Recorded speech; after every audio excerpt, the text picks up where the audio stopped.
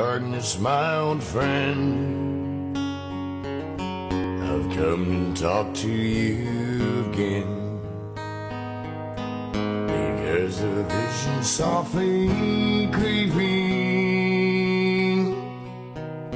left to see while I was sleeping.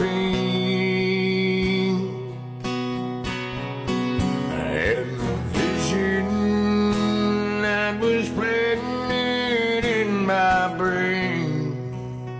It still remains within the sound of silence. With endless dreams I walk along narrow streets of cobblestone.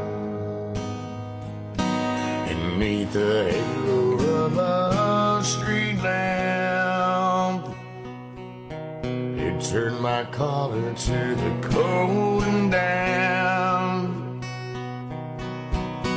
And when my eyes were stabbed by the flash of